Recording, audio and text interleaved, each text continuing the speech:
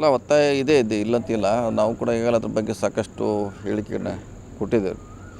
ಒಂದು ಕಡೆ ಕೆಲವರು ಬೇಡ ಅಂತಾರೆ, ಕೆಲವರು ಬೇಕಂತಾರೆ, ಬೇಡ ಅಂತಾರೆ. ಅದು ಗೊಂದಲದಲ್ಲಿದೆ. ನಮ್ಮ ಸಜೆಷನು ಅದು ಸರಿಪಡಿಸಿ ಜಾರಿ ಮಾಡಿದ್ರೆ ಒಳ್ಳೆಯದು, ಪಕ್ಷಕ್ಕೆ ಒಳ್ಳೆಯದು, ನಮಗೂ ಒಳ್ಳೆಯದು ಅಂತ ಹೇಳಿದ್ದೀವಿ. ಅವ್ರದ್ದೇನು ಸಮಸ್ಯೆ ಇದೆ ಕೇಳಬೇಕು ಫಸ್ಟು. ಏನು ನಿಮ್ಮ ಸಮಸ್ಯೆ ಅನ್ನೋದು ಕೇಳಿ ಅದಕ್ಕೆ ಪರಿಹಾರ ಮಾಡಿ ಮತ್ತೊಂದು ಸಾರಿ ಸದನ್ನಲ್ಲಿ ಅದನ್ನು ಚರ್ಚೆ ಮಾಡಿ ಜಾರಿ ಮಾಡಿದ್ರೆ ಎಲ್ಲರಿಗೂ ಸೇಫ್ ಇರ್ತಾರೆ. ಎಲ್ಲರೂ ಒಂದು ಒಳ್ಳೆಯ ಬಾಂಧವ್ಯ ಇರ್ತಾರೆ. ಇಲ್ಲಾಂದರೆ ಈಗ ನಮ್ಮದು ಕಡಿಮೆ ಆಯಿತು, ನಿಮ್ದು ಹೆಚ್ಚಾಯಿತು, ನಿಮಗೇನೋ ಲಾಭ, ನಮಗೆ ನಷ್ಟ ಅನ್ನೋದು ಇದು ಚರ್ಚೆ ಇದೆ. ಅದು ಬಹಿರಂಗ ಚರ್ಚೆ ಆಗಬೇಕು. ಮತ್ತು ಯಾರು ತಕರಾರು ಮಾಡಿದ್ದಾರೆ ಅವ್ರಿಗೆ ಅವಕಾಶ ಕೊಡಬೇಕು. ಏನು ನಿಮ್ಮದು, ಏನು ನಾವು ಸರಿಪಡಿಸ್ಬೇಕಂತ ಅವಕಾಶ ಕೊಟ್ಟು ಮಾಡಿದ್ರೆ ಒಳ್ಳೆಯದು. ಬರೀ ವಿರೋಧ ಮಾಡೋದಕ್ಕಿಂತ ಏನು ಸಮಸ್ಯೆ ಇದೆ ನಾವು ಅದನ್ನ ಹೇಳಿ ಈಗಾಗಲೇ ಒಂದು 10 ಸಲ ಹೇಳಿದ್ದೀನಿ. ನಿಮ್ಮ ಸಮಸ್ಯೆನ ಹೇಳಿ, ಅದೇನು ದೊಡ್ಡದು ಚೇಂಜ್ ಮಾಡದೇ ಇರುವಂಥ ಏನು ವಿಷಯ ಅಲ್ಲ.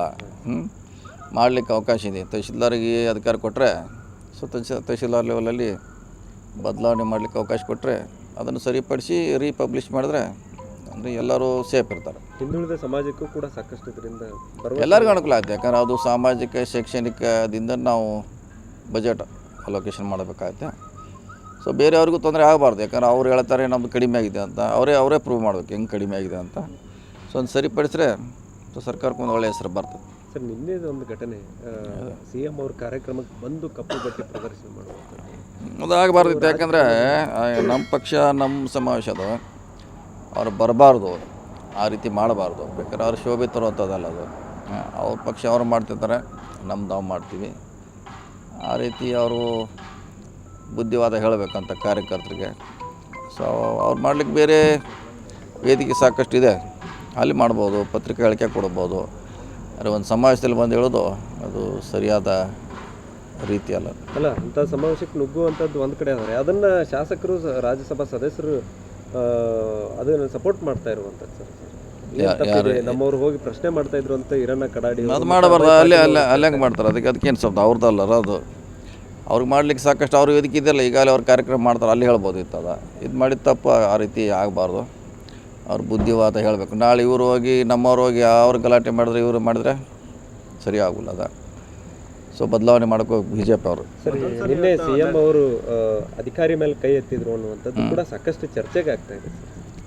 ಆಗಿರ್ಬೋದು, ಏನು ಕೈ ಎತ್ತಿರ ಅಂತ ಏನಿಲ್ಲ. ಅವ್ರಿಗೆ ಆ ಥರ ಕೈ ಮಾಡಿ ಹೇಳ್ತಾಯಿದ್ರು ಅವರು, ಈ ರೀತಿ ಯಾಕೆ ಒಳಗೆ ಬಿಟ್ರಿ ಅಂತ ಪ್ರಶ್ನೆ ಮಾಡ್ತಾಯಿದ್ರು ಅವ್ರು. ಆ ರೀತಿ ಹೊಡಿಲಿಕ್ಕೆ ಯಾರು ಆ ಅಧಿಕಾರಿಗಳನ್ನು ಒಂದಂಥ ದೊಡ್ಡ ವೇದಿಕೆ ಮೇಲೆ ಯಾರೂ ಹೊಡಿಲಿಕ್ಕೆ ಹೋಗಲ್ಲ, ಅದು ಅಸಾಧ್ಯ. ಆದರೆ ಅಲ್ಲಿ ಅವರು ಹೇಳುವಂಥದ್ದು ನೀವು ಯಾಕೆ ಪೊಲೀಸರು ಇಷ್ಟೆಲ್ಲ ಇದ್ದು ಅವ್ರಂಗೆ ಬರೋದು ಪ್ರಶ್ನೆ ಮಾಡ್ತಾಯಿದ್ರು ಕೂಡ. ಅವರು ಕೂಡ ಅಷ್ಟೇ, ಅವರೇನು BJP ಬಾಟ ಆಡ್ಕೊಂಡು ಬಂದಿರೋಕ್ಕಿಲ್ಲ. ಪೊಲೀಸ್ ಕೂಡ ಅದು ಸಹಜವಾಗಿ, ಮತ್ತು ಅವ್ರ ಕೈಯಲ್ಲಿ ಬಾವುಟ ಇರೋದು, ಫ್ಲೆಕ್ಸ್ ಇರೋದು ನಮ್ಮ ಪಾರ್ಟಿದು ಅದು. ಹಿಂಗಾಗಿ ಅವ್ರು ಸಿಟಿ ಅವರು. ಹಿಂಗಾಗಿ ಯಾರು ಐಡೆಂಟಿಫೈ ಮಾಡಲಿಕ್ಕೆ ಆಗಿಲ್ಲ. ಹೀಗಾಗಿ ಅದೊಂದು ಘಟನೆ ಆಗಿದೆ ಅಷ್ಟೇ. ಈ ಪೆಹಲ್ಗಾಮ್ ಘಟನೆ ಸಂಬಂಧಪಟ್ಟಂಗೆ ಸರ್, ಮತ್ತು ನರೇಂದ್ರ ಮೋದಿ ಅವ್ರ ನೇತೃತ್ವದಲ್ಲಿ ಮೀಟಿಂಗ್ ಆಗಿರುವಂಥದ್ದು ಇಂಟರ್ನಲ್ ಸೆಕ್ಯೂರಿಟಿ ಸಂಬಂಧ ಯುದ್ಧಕ್ಕೆ ತಯಾರಿ ಆಗ್ತಾ ಇದೆ ಅನ್ನೋ ಲೆಕ್ಕ. ಯಾಕಂದರೆ CM ಅವರು ಯುದ್ಧದ ಬೇಡ ಅಂತೇಳಿ ಹೇಳಿದ್ದು, ಯುದ್ಧದ ಅವಶ್ಯಕತೆ ಇಲ್ಲ ಅಂತ ಹೇಳಿದ್ರು. ಬಟ್ ಅದನ್ನು ತಿರುಚುವಂಥ ಕೆಲಸ ಆಗ್ಬೋದು. ಯುದ್ಧವೇ ಬೇಡ ಅಂತೇಳಿ ಸಿದ್ದರಾಮಯ್ಯನವರು ಹೇಳಿದ್ದಾರೆ. ಹೌದೇನು ಸಿದ್ದರಾಮಯ್ಯ ಕಮಾಂಡ್ರು, ಏನು ಲೆಫ್ಟಿನೆಂಟ್ ಕಮಾಂಡ್ರು ಏನದಾರ ಅವರು? ಇವ್ರು BJP ಹೇಳ್ತಾರೆ, ಇವ್ರಿಗೆ ಯಾರು ಮಾಡೋಕ್ಕೆ ಬೇಡ ಅಂತೇಳಿ ಯಾರು ಮಾಡಂತ ಹೇಳಲ್ಲ. ಏನು CM ಆದೇಶ ಕೊಟ್ಟ ಮ್ಯಾಗ ಯುದ್ಧ ಸ್ಟಾರ್ಟ್ ಆಗ್ತದೆ. ಅವ್ರು ಏನು ಕನ್ಸರ್ನ್ ಅದಾರ? ಅವ್ರು ಹೇಳಿದ್ದಾರೆ ಯುದ್ಧ ಆಗೋದ್ರಿಂದ ಆರ್ಥಿಕವಾಗಿ ಹಿನ್ನಡೆ ಆಗ್ತೈತೆ. ಇವ್ರಿಲ್ಲ ಕೂತು ಹೇಳೋರು ಇವ್ರು ಯಾರು ಯುದ್ಧ ಅಲ್ಲಿ ಆಡೋಕೆ ಹೋಗೋದಿಲ್ಲ. ಯುದ್ಧ ಆಡಿ ಅಂತ ಹೇಳೋರ. ನಾಳೆ ಅದು ಎಷ್ಟು ಸಮಸ್ಯೆ ಆಯ್ತು ಅವ್ರಿಗೇನು ಗೊತ್ತು. ಮಾಡಲಿಕ್ಕೆ ಸ್ವತಂತ್ರ ಇದ್ದಾರೆ ಅವರು.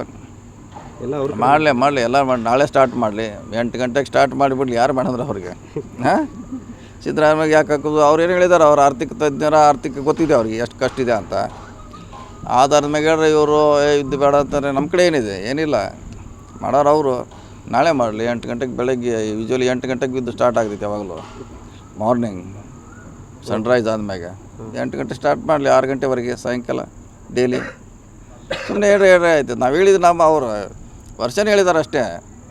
ನಮ್ಮ ಕೈಗೇನೂ ಇಲ್ಲ. ಯುದ್ಧ ಪ್ರಾರಂಭ ಮಾಡಲಿಕ್ಕೆ ನಮ್ಮ ಕಡೆ ಇಲ್ಲ, ಬಂದ್ ಮಾಡಲಿಕ್ಕೆ ಹೋಗ್ಬೇಕಾದ್ರೆ ಅನ್ನುವಂಥದ್ದನ್ನು ಮೀಡಿಯಾಗಳಲ್ಲಿ ಹೇರೋ ಆಗ್ತಿದ್ದಾರೆ. ಅವ್ರು ಹೇಳ್ಯಾರ, ಅವ್ರ ಯುದ್ಧ ಬೇಡ ಅಂತ ಹೇಳ್ಯಾರ. ಅವರು ಲೆಕ್ಕ ಅಂಶಿ ನಷ್ಟ ಆಗ್ತಂತ ಆ ದೃಷ್ಟಿಯಿಂದ ಹೇಳ್ಯಾರ.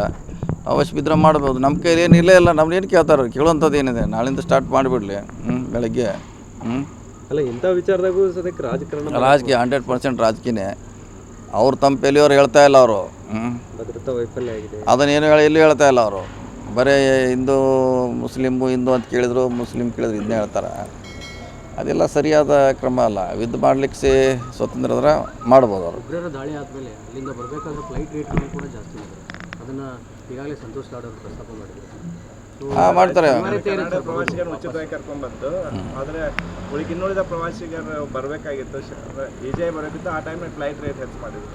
ಹಳೆ ಮಾಡ್ತಾರೆ. ಮತ್ತು ಇಂಥ ಲಾಭ ಪಡ್ಲಿಕ್ಕೆ ಇವೆಲ್ಲ ಇದನ್ನು ಪ್ರಶ್ನೆ ಮಾಡಿ ಮೇಳ ನಡೆದು ಇಂಥವೆಲ್ಲ ಹೋಗಿ ಸಿಕ್ಕಾಪಟ್ಟೆ ಹೋಟೆಲ್ ಬಿಲ್ ರೇಟ್ ಆಗೋದು, ಫ್ಲೈಟ್ ರೇಟ್ ಹೆಚ್ಚಾಗೋದು, ಇದ್ರಾಗಲ ಒಂದು ಕಡೆ ಲಾಭ ಪಡ್ಲಿಕ್ಕೆ ಪ್ರಯತ್ನ ಮಾಡ್ತಾರೆ, ಒಂದು ಕಡೆ ಅವ್ರಿಗೆ ಅನುಕೂಲ ಆಗೋಂಗೆ ಪ್ರಯತ್ನ ಮಾಡ್ತಾರೆ. ಈ ರೀತಿ ಅವ್ರ ಸ್ಟ್ರಾಟಜಿ ಇರ್ತೈತೆ.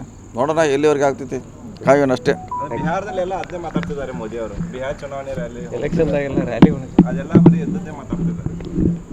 ಇದು ಮಾತಾಡೋದು. ಮತ್ತು ಅದೇನು ಬೇರೆ ಅವ್ರಿಗೆ ಗೆಲ್ಲಲಿಕ್ಕೆ ಏನು ಡೆವಲಪ್ಮೆಂಟ್ ಹೇಳಲಿಕ್ಕೆ ಏನೂ ಇಲ್ಲ ಅವ್ರ ಕಡೆ. ಹೇಳಿದ್ರೆ ಇದನ್ನೇ ಹೇಳಬೇಕು, ಪಾಕಿಸ್ತಾನ ಮುಸ್ಲಿಮು ಇದನ್ನ ಹೇಳೇ ಗೆಲ್ಲಬೇಕು ಅಷ್ಟೇ. ಮೆರಿಟ್ ಮ್ಯಾಗ ಅವ್ರ ಕಡೆ ಏನೂ ಅಂಶಗಳಿಲ್ಲ.